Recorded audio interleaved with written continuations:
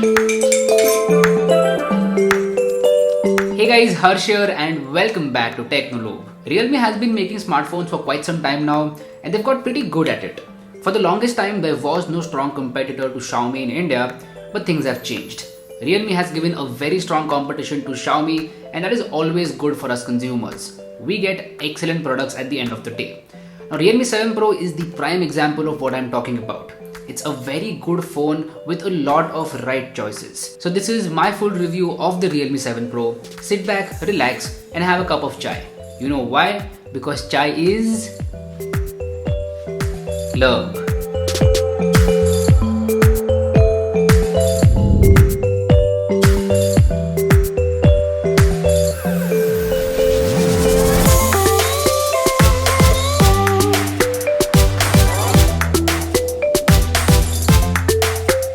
Alright, welcome back. I hope that you liked the intro. I'm trying to take some inspiration from the one and only Mr. Sujay Bhosle from Dhananjay's channel. So Sujay, if you're watching this, thank you for inspiring us all.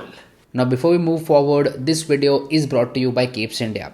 Capes India makes some of the most high quality and precise skins out there for a lot of smartphones including the Realme 7 Pro. Recently they have come up with this new lineup of pastel skins which includes the pastel green, pastel blue and pastel grey. All these pastel colors look awesome and you should definitely try them out. That's why don't forget to check out Capes India by clicking the link in the description box below, and as a bonus to all of you guys, you can avail a 10% discount by using the code Technolobe10.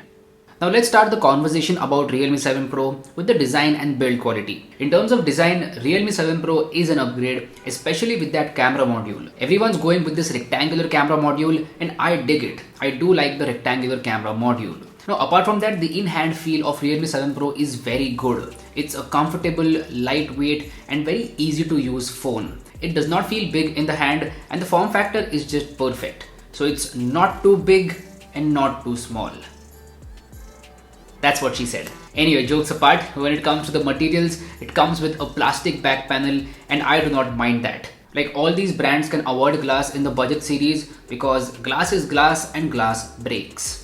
One design choice that I appreciate is the headphone jack. So it's good to see that Realme has not removed the headphone jack and maybe they'll retain the headphone jack in the next version as well.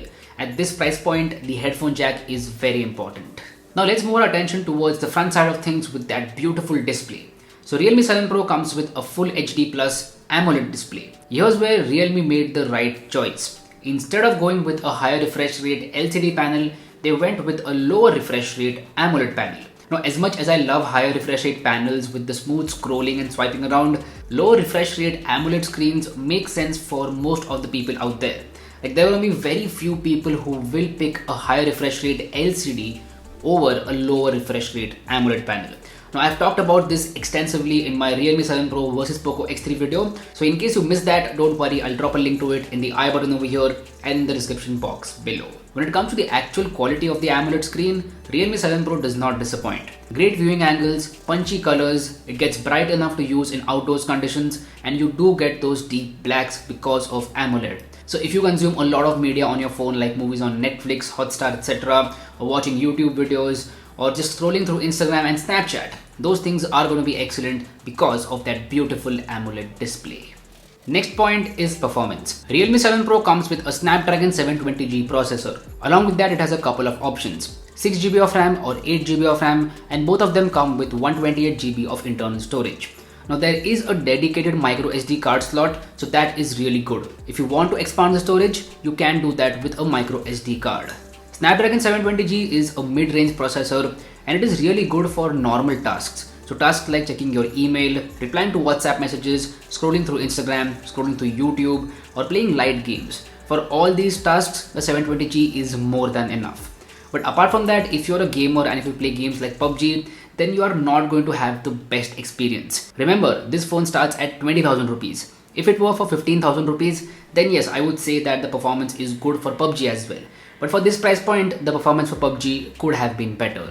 Now on the software side of things, Realme 7 Pro comes with Realme UI and it is not for everyone. It comes with a lot of bloatware and that is a problem for a lot of people.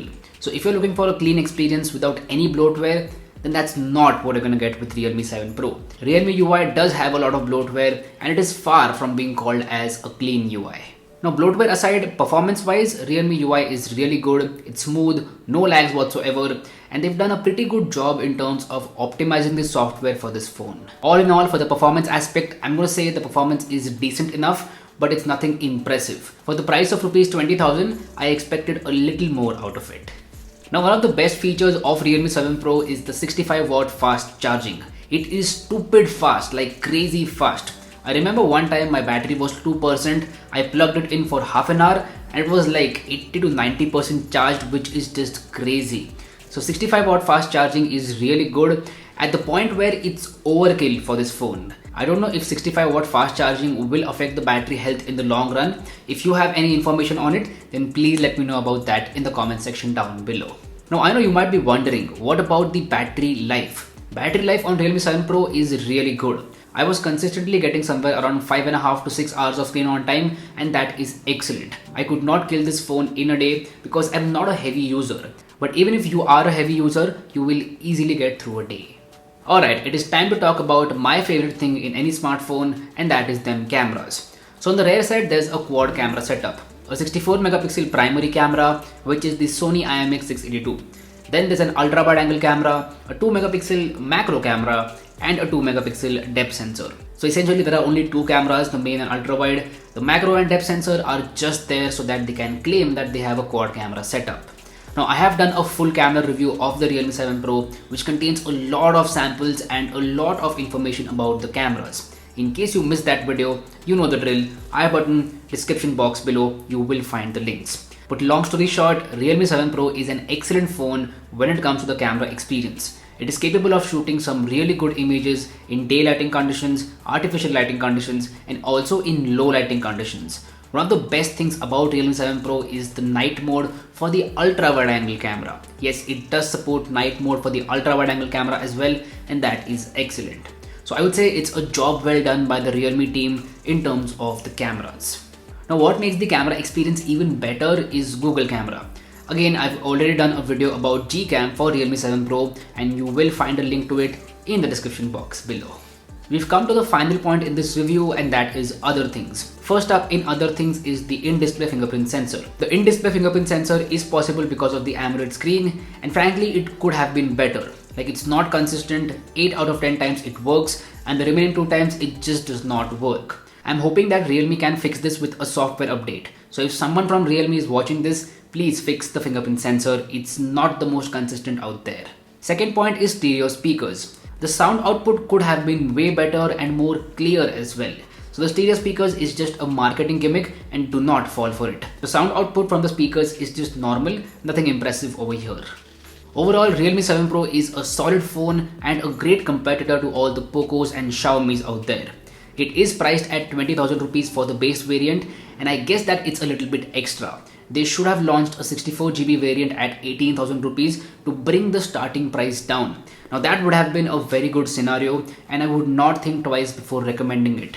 But 20,000 rupees is a little extra, and if you can stretch your budget till there, then you can buy this phone and you won't be disappointed. I'm going to leave it there. Thank you so much for watching. This was my full review of the Realme 7 Pro. Do let me know how you feel about this video in the comment section down below. And if you haven't already, please subscribe to the channel. It would mean the world to me.